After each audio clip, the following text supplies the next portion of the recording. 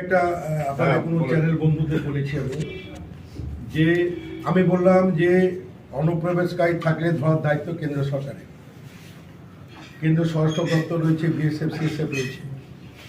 আমরাও চাই না যে আমাদের দেশে কোনো অনুপ্রবেশকারী প্রবেশ করুক বা এখানে থাকুক। যদি থেকে থাকে দেশের স্বরাষ্ট্র দপ্তরকে বলবো আইনত ব্যবস্থা গ্রহণ করুন।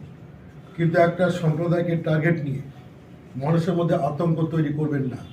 নির্বাচন কমিশন বলে দিয়েছে 2002 সালে যাদের ভোটার লিস্টে তার বা তার পরিবারের কী গোত্র, বাবা, দাদু, ঠাকুরদা নাম থাকলে 2025-এ ভোটার লিস্টে নাম থাকলে ম্যাচিং হয়ে যাবে।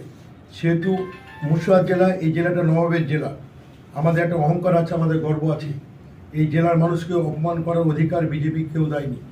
আমাদের কোনো এখানকার মুর্শিদাবাদ জেলা সহ এলাকার কোনো বাংলাদেশি অনুপ্রবেশকারী নেই।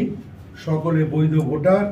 2002 এবং 2025 এই ভোটার লিস্ট ট্যালি করে নির্বাচন কমিশনের নির্দেশিকা, সকলে যারা নির্বাচক মণ্ডলীর ভোটার লিস্টের নাম আছে সকলেই ভ্যালিড ভোটার। যদি কোনো অনুপ্রবেশ থেকে থাকে কেন্দ্র সরকারের দায়িত্ব তথ্য প্রমাণ সরকার দেশ থেকে পালিয়ে দেওয়া। এই নিয়ে অযথা বাজার গ্রহণ করবেন না। তার কারণ কোনো মুসলমানই এখানে রোহিঙ্গা নয়, ঘুষপেটিয়া নয়, অনুপ্রবেশকার নয়। তারা ভারতে জন্মেছে, তাদের পূর্বপুরুষেরা এখানে বসবাস করে।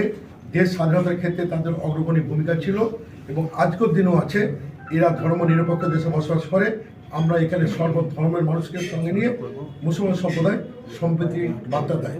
সেহেতু যারা সাম্প্রদায়িক উস্কানি দিচ্ছে তারা সতর্ক থাকুন। আপনার সরকার বলে দিচ্ছি যে একমাত্র মুসলমান হলে তাদেরকে এখানে 13টা ডকুমেন্টস দিতে না পারলে তারা দেশে থাকতে পারবে না। এই ধর্মনিরপেক্ষ দেশে একমাত্র অপরাধ মুসলমানের। বাকি অন্য ধর্মের মানুষ তারা 13টা ডকুমেন্টস যদি দেখাতে না পারে, তারা যদি সিএ ক্যাম্পে আবেদন করে, তারা দেশের ভোটার লিস্টের নাম থাকবে, নাগরিক থাকবে। এই যে কেন্দ্রের বিজেপির বৈষম্য, এই বৈষম্য দেশবাসী মানবে না। সঠিক সময় সঠিক জবাব তারা পাবে।